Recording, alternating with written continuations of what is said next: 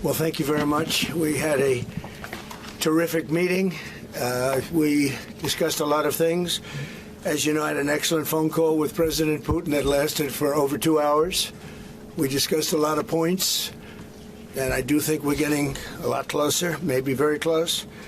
The President and I just spoke to the European leaders. They were President Emmanuel Macron of France, President Alexander Stubb of the Republic of Finland, President Karol Nawrocki of the Republic of Poland, Prime Minister Jonas Gahr Store of the Kingdom of Norway, Prime Minister Giorgia Meloni of the Italian Republic, Prime Minister Keir Starmer of the United Kingdom of Britain and Northern Ireland, Chancellor Friedrich Merz, the Federal Republic of Germany, Secretary General Mark Rutte, the North Atlantic Treaty Organization, NATO, President Ursula von der Leyen of the European Commission. We spoke to all of those great leaders. They're all great leaders.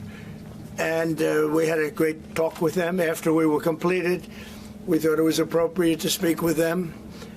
And our meeting was excellent. We covered, somebody would say 95%. I don't know what percent, but we have made a lot of progress on ending that war, which is really certainly the most deadly war since World War II, probably the biggest war since World War II. And I want to thank Steve Witkoff, who's here, and I'd like to thank Jared, who's here someplace. Thank you, Jared. And thank you, Steve. What a great job you've done. Jared Kushner, Steve Witkoff. And Marco Rubio is here. Thank you, Marco. And Pete Hegseth is here. Those two people are doing an unbelievable job. And the four people on this one are doing, I don't think anybody could do it. And we'll see if it gets done, but it's very close, certainly. Nobody would even have a chance of getting it to where it is right now. Nobody would have thought that was possible. So I just want to say we've done very well. We've had discussions on just about every subject. And that includes with President Putin before. And we went into great detail, and we likewise went into great detail today. And it was an honor to have you at Mar-a-Lago and have lunch. I hope you enjoyed the food. Your people enjoyed the food, I can tell you that. You're big, strong people.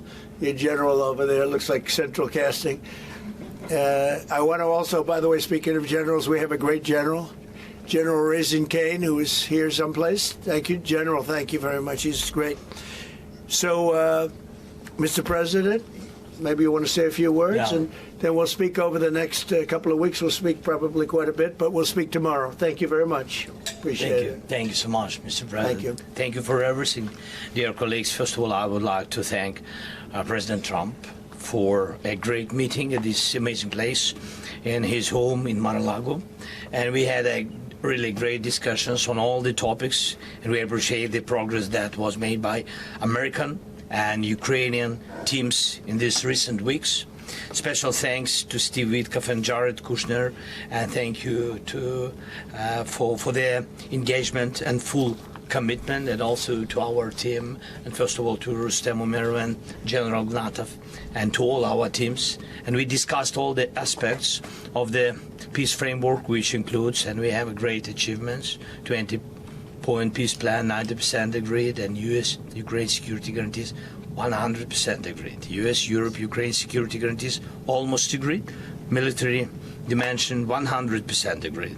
Prosperity plan being finalized, and we also discussed the sequencing of the following actions. And we agree that security guarantees is the key milestone in achieving lasting peace, and our teams will continue working on all aspects. We also had a joint productive call with European leaders, like President Trump said already, and a lot of leaders, including NATO and the EU.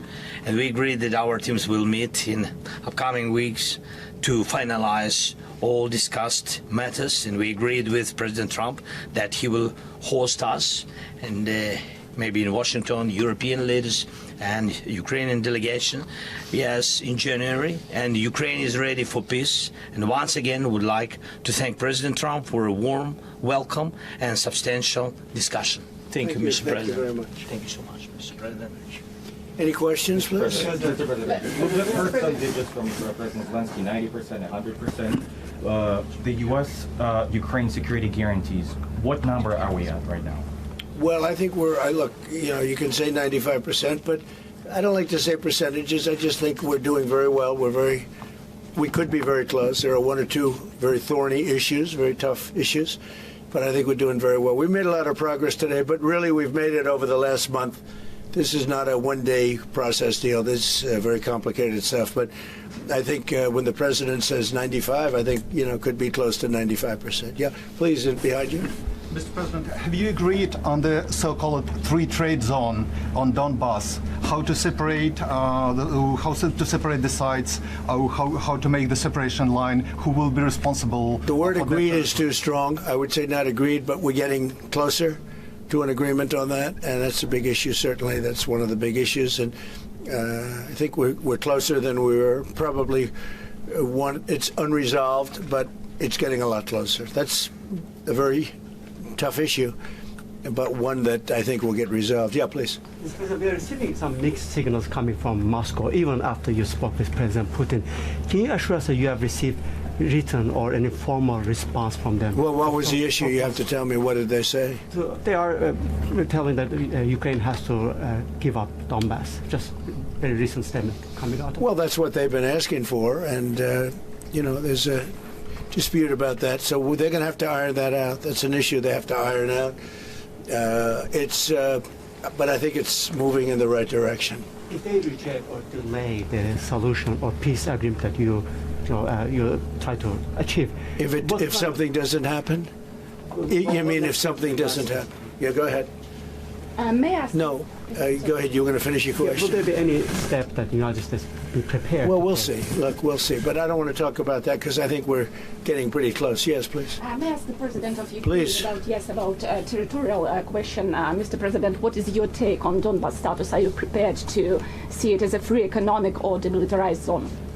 No, we spoke about 20 points plan, and I'm happy that really our team's very close to results. And I agree with President Trump that our teams work not one day and not one week, more than 1 month, beginning from Geneva, then 2 meetings in Miami, then we had Berlin, and now we have Mar-a-Lago. So this is a very difficult question. You know our position, so it's we have to respect our law and our people. We respect the territory which we control, and of course our attitude is very clear. That's why President Trump said this is a very tough question, and of course we have with Russians different positions on it. And have you discussed referenda about? When we speak about referendum, we spoke that it's one of the key. We can have referendum on any kind of points of this plan. I said that we can use referendum like for the plan, or we cannot use referendum. It's one of the key. We can use, this possibility of Parliament to vote according to the law or to have referendum. Doesn't matter. This referendum, if the plan will be very difficult for our society, very difficult, of course our society has to choose and has to vote, because it's their land, the land not of one person, it's the land of our nation for a lot of generations. They'll probably have to get their plan approved by Parliament or by referendum of the people. You would think that they want, I know they had a poll that it's 91% in favor of ending this war, so they want to end it like everybody wants. Russia wants it ended, everybody wants it ended, and we want it ended. I want it ended because I don't want to see so many people dying. We're losing massive numbers of people, the biggest by far since World War II. So we want to see it ended, absolutely. President Yes. Trump, you said at the top that you plan to speak again tomorrow. Is that correct? I might. It depends on what happens tomorrow. If there's an additional something to add, otherwise there's no reason to. We're in the process. Jared and Steve are working very hard to get something done, and if there's something that comes up, I'd speak, but otherwise I don't think there's any reason to. In your mind, sir, what are the thorniest issues still unresolved after the... Well, I think the land you're talking about, some of that land has been taken. Some of that land is maybe up for grabs, but it may be taken over the next period of a number of months, and you're better off making a deal now. Look, let me tell you, they have been very brave. They fought very hard and continue to fight very hard and do tremendous damage. But Russia would like to see it end, and Ukraine would like to see it. And I think it's time to end. And a lot of very brave people, a lot of people that are dead right now, unfortunately, because I've said, and nobody's disputed it, that if the election weren't rigged and stolen, 2020, you wouldn't have had this war. It would have never happened. And it didn't happen for 4 years. Never was even thought to happen. And I spoke with President Putin. I got along with him very well, despite the Russia hoax, which was a total hoax. He used to say, what is going on over there? But it was a total hoax, as he knew and as I knew. But I spoke to him, and we'd talk about Ukraine. I've said it before. It was the apple of his eye, but he wasn't going to do anything about it. He didn't do anything about it until I was gone, and then a lot of really bad statements were made by people, by a lot of people, I guess, but by a certain president that we had who was a disaster. Mr. Yes. President, do you anticipate going to Ukraine if you can get to an agreement? And I know I you have no said problem earlier, with doing it. You know, I have no problem with doing it. Don't anticipate it. Would like to get the deal done and not necessarily have to go. I've offered to go and speak to their parliament. And, you know, if that would help, I don't know if that would help. I think it would probably help, but I don't even know if that's... You're welcome. Yeah, no, I know. Always. So I'm not sure that it would be really necessary, but if it would help save 25,000 lives a month or whatever it may be, I would certainly be willing to do that. Yeah, please. Mr. President. No, behind you. And how about Where are you from? from Ukraine? Good, I had a feeling. Public broadcaster. Good. And how about Zaporizhzhia nuclear plant? Have you discussed this question? On what? Zaporizhzhia nuclear plant. Yeah, we discussed that at length today. As you know, it's in pretty good shape. It can start up immediately, almost immediately. And it's one of the things I discussed with President Putin. And they were talking about the nuclear plant. It's probably the biggest in the world, just about the biggest anywhere in the world. Can you believe that? And President Putin's actually working with Ukraine on getting it open. He's been very good in that sense. He wants to see that open.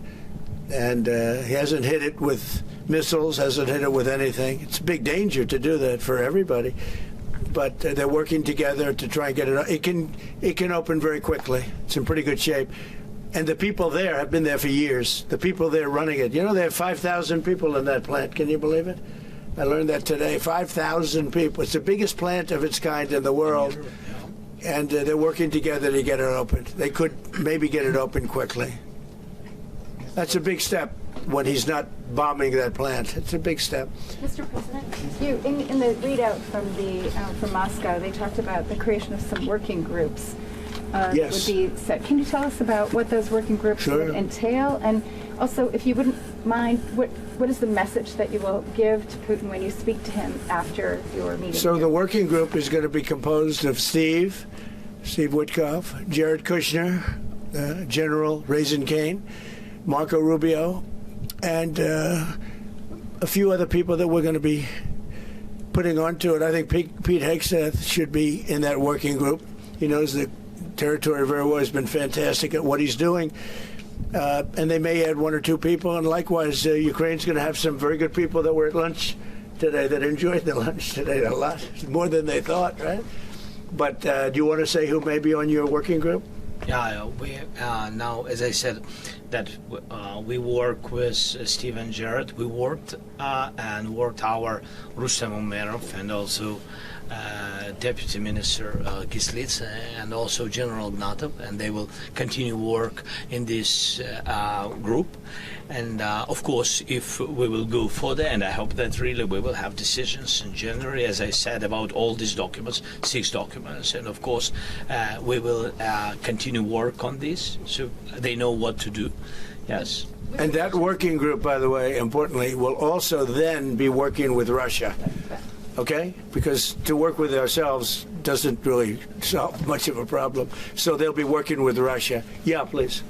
President, you said this morning you weren't a deadline guy. How long do you think it'll take to get this last little bit, as you say, finished? What are we talking about? So if it went really well, you know, maybe a few weeks. And if it went poorly, longer. And if it went really poorly, it's not going to happen. That would be a shame. there's that chance also. It's possible it doesn't happen. But, in a few weeks we will know one way or the other, I think. But if it went really well, but it could also go poorly. I mean, we could have something where one item that you're not thinking about is a big item breaks it up. Look, it's been a very difficult negotiation, very detailed. It's funny, I settled 8 wars. Some were going on for 35 years. And we got them settled in a couple of days. Some of them, one was going on for 37 years. I settled it in 1 day. But this is a very complex one. Do you want to put odds on it? What the bad? No, I think we'll get it done. I don't want to say when, but I think we're going to get it done. Yes, ma'am. Mr. President, you in the past have suggested a trilateral meeting between both Presidents Putin and Zelensky. Right. Is that something that is also on the docket? I see that happening, sure, at the right time. I saw a very interesting President Putin today. I mean, he wants to see it happen. He wants to see it. He told me very strongly. I believe him. Don't forget, we went through the Russia hoax together. And he'd call me, I'd call him, I'd say, can you believe the stuff that they're making up? And it turned out we were right. They made it all up. And despite that, we didn't get into wars and we didn't get into problems, but we weren't able to trade very much or any of that, which was a shame because, a lot of success could have been had by trading with Russia. They have great land, great minerals and other things, and we have things that they want very badly. But the Russia hoax, which was a terrible, made-up, fictional thing by Crooked Hillary and by Adam Shifty Schiff and bad people, sick people. They made it up. It was all a made-up hoax. But it kept us really from dealing with Russia, kept Russia dealing, from dealing with us. So, but despite that, we got along. And I don't know. I think we're going to get there. I know him very well. I think we're going to get there. Did you discuss any time, location, meeting place? Yeah, we're discussing a lot of things. Look, I was on the phone with him for almost, I guess, 2.5 hours. They're just telling me now. It's a long time. We discussed a lot of things. We didn't talk about the weather. We weren't talking about what a beautiful day it is in Palm Beach, Florida. Yes. Trump, President Zelensky mentioned maybe a meeting with European leaders back in Washington. Would that be in the next few weeks? Well, in Washington or someplace, yeah. These leaders that I just read, these are great people. They've spent a lot of money on helping Ukraine. And look, they're doing it for themselves also, meaning their country, because Ukraine's a very important country for them in particular. For us, it's very important. To me, it's their lives. We're thousands and thousands of miles. We're protected by a thing called the Atlantic Ocean and lots of other places, to be honest. And they're not, they're right there. But we're working together with them as we should be. But I'm doing it to save lives. We're not spending any money. Biden gave $350 billion away. And the president was nice enough to give us a contract to take out rare earth and things. So we'll see how that all works out. We have a contract, but we appreciated that. He was very good, but we'll see how that works out. But if you think about it, we're going to have. I really believe we're probably, Mr. President, by far closer than ever before, with both parties. We had some times when he was close and President Putin wasn't. Then when President Putin was close and he wasn't, you saw that in the White House. But I think they both want to see it happen. Mr. President, in your conversation with...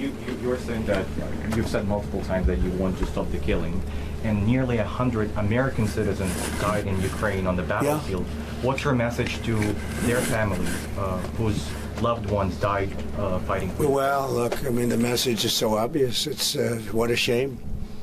They died in a foreign country, and some are celebrated people. They're very celebrated. But so sad that a thing like that would happen. Yes, ma'am. President Trump, obviously security is a major issue for the Ukrainians. Right. Did you offer any promises, any assurances today? Well, I did. We want to work with Europe, and Europe is going to take over a big part of it, as you can imagine. They're right there. But we're going to help Europe 100%, like they'd help us. Yes, ma'am. You were going to say something? Yeah, I was just going to ask, when your conversation... Who are you with? Andrea Shalal with Reuters. That's what I thought. Yeah. So in your conversation with President Putin, did you discuss what responsibility Russia will have for any kind of reconstruction of Ukraine post an agreement? I did. And they're going to be helping. Russia's going to be helping. Russia wants to see Ukraine succeed. Once, it sounds a little strange, but I was explaining to the president, President Putin was very generous in his feeling toward Ukraine succeeding, including supplying energy, electricity, and other things at very low prices. So a lot of good things came out of that call today. But they were in the works for 2 weeks with Steve and with Jared and Marco and everybody. Did Russia agree, or did Putin agree to a ceasefire to allow a referendum to take place? Not a ceasefire, and that's one of the points that we're working on right now. No, not a ceasefire. He feels that, look, they're fighting and to stop, and then if they have to start again, which is a possibility, he doesn't want to be in that position. I understand that position. The president feels strongly about that or something, but I think we're finding ways that we can get around that. But I understand President Putin from that standpoint. You have to understand the other side. And, I'm on the side of peace. I'm on the side of stopping the war. So, but I think that's a problem that's going to get solved. Yeah. Would people who live outside of Ukrainians who fled during the war be allowed to participate in the referendum? What do you mean, people where live? The people that left. Who fled to Poland and Germany. If we speak about the people who are abroad, who are not on the territory of Ukraine, you mean that in Poland, in Germany, we have millions of people. Yeah, they have a referendum in the same of elections. The same way how people come and vote, they have rights for this, and of course they have to come. That's why if we will come to referendum, yes, if we will come to such decision, people need infrastructure for this, and it's not simple. And that's why we spoke about it. It can't be in one day, very quickly. It's difficult because we need infrastructure. When you have millions of people, you have to build it in Europe, mostly in Europe for today. President Trump, I know you sound an optimistic note here, but what happens in a few weeks if things sputter? What are you prepared to do? They keep fighting, and they keep dying. No good. But if things don't happen, they keep fighting, and they keep dying.